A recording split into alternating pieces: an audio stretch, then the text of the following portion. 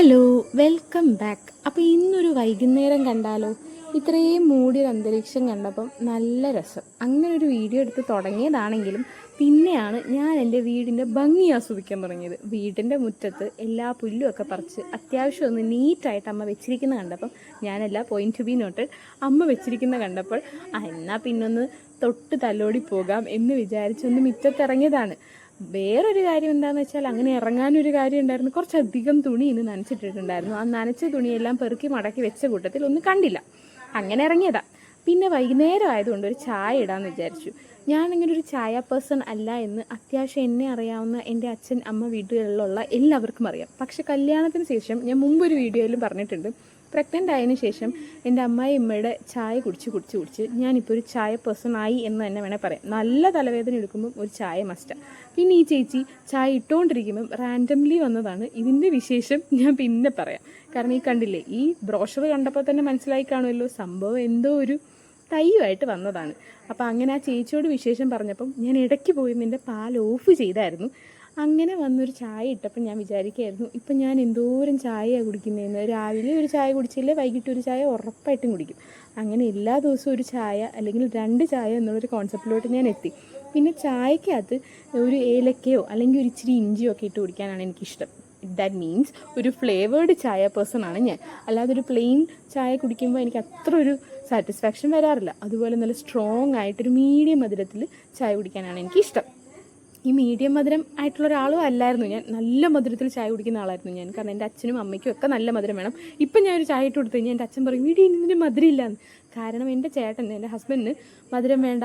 അതുപോലെ എൻ്റെ ഹസ്ബൻഡിൻ്റെ അമ്മയ്ക്കും മധുരം വേണ്ട. അതുകൊണ്ട് മധുരം ഇല്ലാത്ത ചായയിലോട്ട് ഞങ്ങൾ മാറിയിരിക്കുന്നു. മധുരം ഇല്ലെങ്കിലും പ്രശ്നമില്ല, മധുരം കൂടിപ്പോയാൽ ഇവർക്ക് 2 പേർക്കും പ്രശ്നം. അങ്ങനെ ചായ എടുത്തുകൊണ്ടിരുന്നപ്പോൾ അച്ഛൻ പറഞ്ഞു, സാധാരണ അച്ഛന് നല്ല ചൂടിൽ വേണം. അപ്പോൾ എടുത്തപ്പോൾ ഇന്ന് അച്ഛൻ പറഞ്ഞു, ഇച്ചിരി ആറ്റി തന്നേക്ക്, എനിക്കൊരു അത്യാവശ്യമുണ്ട്, ഞാൻ പോകാമെന്ന്.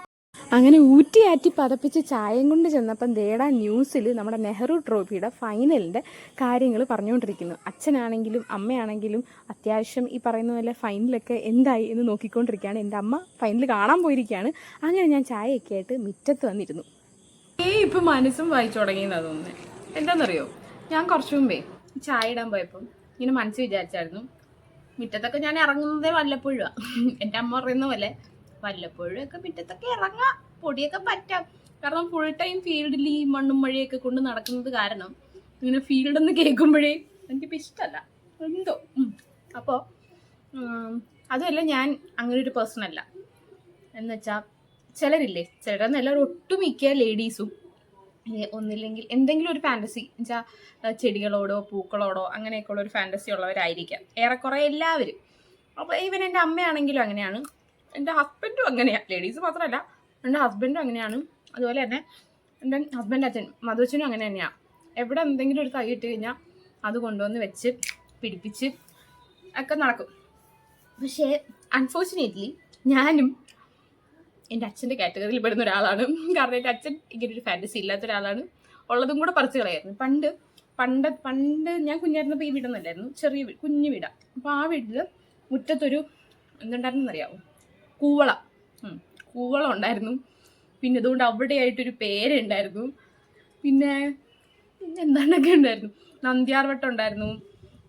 പിന്നെ ഒരിടയ്ക്ക് നിറച്ച് റോസ ഉണ്ടായിരുന്നു, വെള്ള റോസ. എനിക്കിപ്പോഴും ഓർമ്മ, ഞാൻ 9th 10th പഠിക്കുന്ന സമയത്താണെന്ന് തോന്നുന്നു. നിറച്ച് റോസ ഉണ്ടായിരുന്നു. പിന്നെ മാവുണ്ടായിരുന്നു, പ്ലാവുണ്ടായിരുന്നു. പിന്നെ പ്ലാവില്ലായിരുന്നു തോന്നുന്നു, സോറി. മാവുണ്ടായിരുന്നു, തെങ്ങുണ്ടായിരുന്നു. അതുകൊണ്ട് ആ മൂലിക്കായിട്ട് മുതൽ തെങ്ങുണ്ടായിരുന്നു, ഒക്കെ ഉണ്ടായിരുന്നു. പക്ഷേ ഞങ്ങൾക്ക് വണ്ടിയാണല്ലോ, ഐ മീൻ വലിയ വണ്ടി, ലോറി, ടിപ്പർ ഒക്കെ ആയിരുന്നു എൻ്റെ അച്ഛൻ. ഈസ് എ എർത്ത് മൂവർ എന്ന് വേണം പറയാം ഇംഗ്ലീഷിൽ. ഞങ്ങൾക്ക് വലിയ വണ്ടികളാണ്. അപ്പോൾ അതിൻ്റെ ഒരു ഈസി മൂവ്മെൻറ്റ് വേണ്ടി എല്ലാ വണ്ടികളും നമ്മൾ വീടിൻ്റെ ഫ്രണ്ടിലാണ് ഇട്ടുകൊണ്ടിരുന്നത്. അപ്പം വണ്ടി അങ്ങോട്ടും ഇങ്ങോട്ടും ഇടാനും ഇറക്കാനും ഒക്കെ എന്തെങ്കിലുമൊക്കെ തടസ്സങ്ങൾ വരുമ്പോൾ ഒന്നും നോക്കാറില്ല, നിൽക്കുന്ന മരം അച്ഛനങ്ങ് മുറിച്ച് കളയും. അങ്ങനെയായിരുന്നു അച്ഛൻ. അപ്പം അത് കാരണം പിന്നെ അമ്മ ഇങ്ങനെ എന്ത് വെച്ചാലും അച്ഛൻ പറിച്ച് കളയും. അച്ഛനൊന്നും മറ്റേ പാക്കത്തെ എടുത്തു കഴിഞ്ഞാൽ പിന്നെ തീർന്നു, എല്ലാം കളയും. അങ്ങനെ ഒരു സെറ്റപ്പ് ആയിരുന്നു അച്ഛൻ. അതുകൊണ്ട് പിന്നെ ഞങ്ങളല്ല അമ്മ അതങ്ങ് വിട്ടായിരുന്നു. പിന്നെ ഇപ്പം ഇതെല്ലാം ഒന്ന് സെറ്റായപ്പോഴത്തേക്ക് കുറച്ച് നാൾ മുമ്പ് അമ്മ ഇങ്ങനെ പറഞ്ഞു, ചട്ടിയൊന്നുമില്ല, എനിക്ക് കുറച്ച് ചട്ടി മേടിക്കണം എന്നൊക്കെ ഇങ്ങനെ പരാതിയൊക്കെ പറഞ്ഞപ്പം അച്ഛൻ കുറച്ച്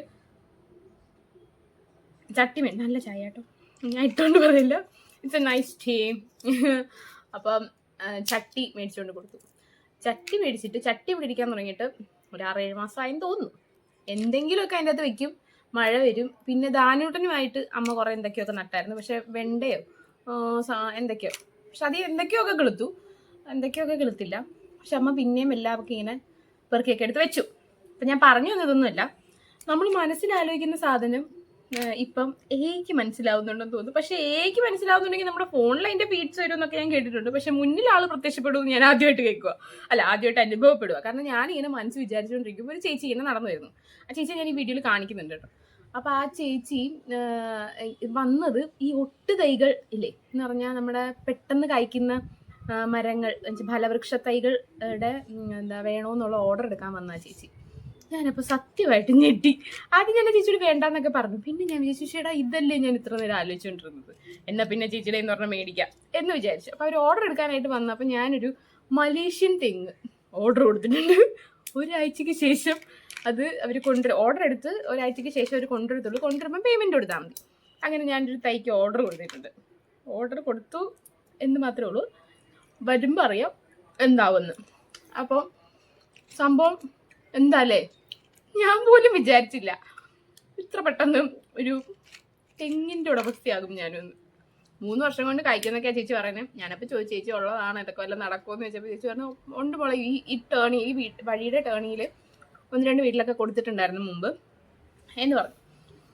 അപ്പം എന്താല്ലേ അത്രയൊക്കെ ആയി. പിന്നെ ദാനൂട്ടൻ എന്ത് ചെയ്യുന്നു ഇപ്പം നിങ്ങൾ വിചാരിക്കും, കാരണം എൻ്റെ വീഡിയോയിൽ ഇതുവരെ ദാനൂട്ടൻ പ്രത്യക്ഷപ്പെട്ടിട്ടില്ല. അപ്പോൾ ദാനൂട്ടൻ അച്ഛമ്മയുടെ അടുത്ത് പോയിരിക്കുകയാണ്. അപ്പം ഞാനും അച്ഛമ്മയുടെ അടുത്തോട്ട് പോകാൻ പോവാണ്. അങ്ങോട്ട് പോയി ഇനി ദാനൂട്ടനെയും വിളിച്ച് ഞങ്ങൾക്ക് വേറെ കുറച്ച് പരിപാടിയൊക്കെ ഉണ്ട്. അപ്പോൾ അതൊക്കെ കഴിഞ്ഞിട്ട് പിന്നെ കാണാം. ബൈ.